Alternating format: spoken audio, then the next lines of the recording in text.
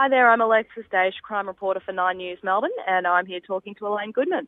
As a crime reporter, you told me you work 8 till 6:30 Monday to Friday at Channel 9. What's your daily routine? Is there ever a quiet day for you news-wise?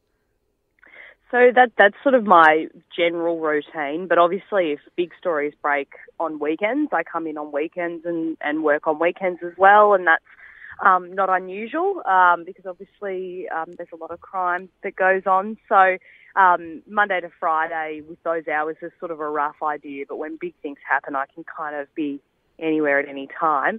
In terms of sort of the daily routine, I mean, you never really know what you're going to be doing each day, and I'll always sort of be speaking to police contacts and trying to just sort of keep across cases that are ongoing, but also, trying to talk to people about new cases that might be emerging. It's a balance of breaking news, covering breaking news and things as they happen, but also maintaining good police contacts and trying to come up with some of my own, breaking stories as well. Are you in charge of what stories you cover and the perspectives you take each day? Well, two separate questions. In terms of deciding what I cover, look, I guess, obviously, if I find a story to myself as an exclusive, then obviously I'll do the story. But you're not really in charge of what you do per se, because I don't dictate what the news is. So essentially, there's a large part of my job is just reacting to what happens. And we have a chief of staff who runs the newsroom, and they sort of delegate resources accordingly. So it just depends on which journos are in the newsroom on any given day. But because crime is my round, if a big crime story breaks, I'm generally the one to do it. When you first started as a crime reporter, was it hard to emotionally distance yourself from certain stories? And if so, have you changed your perspective or attitude in order to not get too emotionally involved? I don't think you ever stop. You don't get emotionally involved, but I don't think you ever stop getting affected by the stories you cover. And I don't ever want to sort of lose my sense of empathy. I think you need to maintain a sense of empathy and compassion for the people and the victims that you're dealing with. I guess there are stories, you can't really predict which stories are going to affect you and which stories aren't. But when they do, you just need to be conscious of your own welfare, I guess, and making sure that if you do deal with hard subjects that do upset you, that, at the end of the day, you talk to someone about it and reflect on it. But then also, I think in order to keep doing this job, you need to consciously, once you've reported on a story, you need to consciously move on and try not to dwell on it, because it can be quite taxing. But you need to make sure that you look after yourself as well. Do you find it hard to draw the line between journalist and investigator? Is there a side of you that wants to get information or go that one step further in order to come up with your own conclusion? Yeah, absolutely. And in news, because we're turning around stories every single day, you're turning them around quite quickly. And I do, by its very nature, we work for news. So your job in news is to report the facts and not to, inject your own editorial sort of ideas into it. So it is sort of pretty straight up and down with news. But I definitely have an interest in, investigative journalism and looking down deeper and finding more details and that sort of thing. And there are opportunities in news to still do that. In my time as a crime reporter, I've worked on, sort of several longer format style investigations. I did one into Gavin Perry, who was a man who murdered a jewellery shop owner down in Hastings. More recently, I did a special looking into Bo Madigan, who murdered 11-year-old Zoe Buttigieg in Wangaratta. So there's definitely, scope to do sort of a bit more investigative stuff in news. But, looking to the future, it's definitely something I'd be wanting to pursue. Is your safety always at the front of your mind, or does that kind of take a back seat at some points? Look, your safety never takes a back seat. There are most days I'm not concerned about my safety at all, but occasionally, you do need to be conscious of the people you're dealing with. and the people you're meeting and the people that you're giving your contact details to. So on those occasions, I'm acutely aware of my safety, and, you know, there are discussions that we have with our cameramen together where you make decisions about what's safe to do and what's not safe to do. So I wouldn't say that that's you don't, I wouldn't say you perceive your safety on a daily basis or anything like that. It's, more on the odd occasion when you are more aware of your safety. You just got to make sure you have those conversations with your cameraman to make sure that you're doing the right thing to not put yourself at risk. The introduction of Netflix has given us access to a whole range of American crime shows, both real and fiction, and we know America has this vast interest in crime. Are you someone that watches crime shows and reads about the people involved in your downtime? I used to read and watch a lot more crime content. It is my natural interest. I love it, obviously. But in order to sort of give myself a bit of mental space from it, more recently I try and watch less crime and read less crime.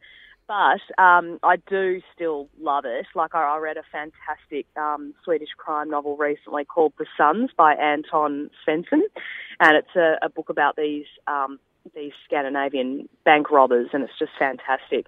So I love consuming crime content, and Netflix is fantastic for that as well. I do enjoy it just as much, but I try and consume a little bit less of it just to sort of give myself a bit more of a chance to tune out occasionally. I remember you on TV reporting hours after Demetrius Gargasoulis had driven a car up Swanston Street and down Burke Street. That story hit me quite a bit because I walk that path all the time along with thousands of other people, and I remember you on TV actually reporting that.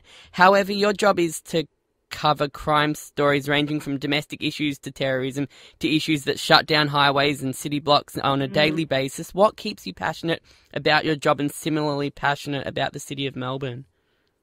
Well, I think you've just summed it up in the sense that what keeps you passionate is that every single day is so different. You know, there's no sort of set type of story I do.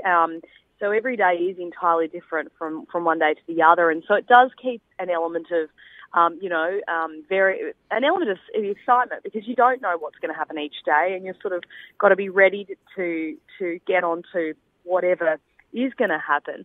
I mean, I must say, it is days like Burke Street are horrendous, and I'll never forget that day. And I actually get really upset when I see the images, some of the images from that day. But that it is sort of, I feel kind of, I guess you'd say privileged in a sense to be able to be standing in Burke Street on the days like that and be informing the public of events that really do matter and information that really does matter that the public need to know. So it is, in those instances, I do feel a sense of responsibility and, a sense of privilege that to be there and be doing a job that's important. But what keeps you going is that every day is different, and one day it might be that. The next day you might meet a victim of a more minor crime, but someone who really gives you a sense of perspective in life. And it's sort of, I think I love the people you meet in this job. I love meeting people who have a really amazing perspective on life despite having gone through awful things. You know, there's a lot to learn from victims of crime. So, it's probably the people and the variation in all the different stories that we cover. In a world where most stories are posted on social media before they get to TV or radio or print, and every person with a phone has become somewhat of a reporter, how has your job changed even over the last 2 or 3 years? Well, I think it's fantastic because we've got citizen journalists everywhere with, as you say, mobile phones capturing things that happen out in the streets. In terms of how it changes my role, we just, as news gatherers, you go from, instead of just approaching people face to face at a crime scene and asking, did you witness this? You're doing that, but then you also have a whole other aspect of your job, which requires you to trawl through social media and look for those people that are filming on their phones and commenting on what's going on in real time. And so it essentially, for us, just adds another, another thing to our job description. You know, it's our job to not only talk to witnesses face to face, but also to get online and be trawling through all the social media avenues that we can to try and find that online content from citizen journalists with their phone. One final question. Your Instagram says, and this is how much research I can do. Your Instagram says you're a lover of a good laugh. Is it hard to put Alexis the crime reporter away and become Alexis the social laugh-loving human? And what do you laugh at? That's a really interesting question. Look, I guess it's a tricky question. I think because of what I do and because I'm dealing with a lot of bad news, it's even more important for me to, when I'm not at work, to sort of make sure I find the real Alexis, which is someone that is really happy and does want to laugh and crack jokes and all that sort of thing. So it is really important that I maintain that other person. And it's funny, like I do sort of think of them as two separate people because I need to sort of stay pretty serious at work. But I guess you do have your days where you've covered something really awful, and it is harder at the end of the day to detach from that and find the other part of you that is not work related. But that's something that, I'm always working on, and it's something that I would never trade in my job because of that cost. I love my job, and it's an important job, and I feel really privileged to do it. So it's just, I guess, a constant thing where you have to watch yourself and make sure that you are still keeping in touch with the other things that you really love. And as you say, one of them is to laugh, and I love French culture. I'm really interested in French language and French food and all that sort of thing. So you've got to make sure that you really still honour those interests outside of work in order to maintain the work. Are you someone that can go from a busy work day to a comedy festival show at night? Look, I don't really like going out at the end of the day because I'm always so tired. So, Fair enough. I mean, maybe not a comedy festival, but I can definitely switch off. I can, and that's really important. I think I can go from a 12-hour day at a crime scene to going out for a drink with friends or going to the movies or something like that, for sure. And, if you couldn't, then you'd need to reassess things because you really do need to be able to switch off. Thank you very much, Alexis. It's been a pleasure. I would love to do it again sometime and maybe take a lighter note, but enjoy your day. Or if that's not enjoy your day, but have a good day. And thank you very much. Thanks, Elaine.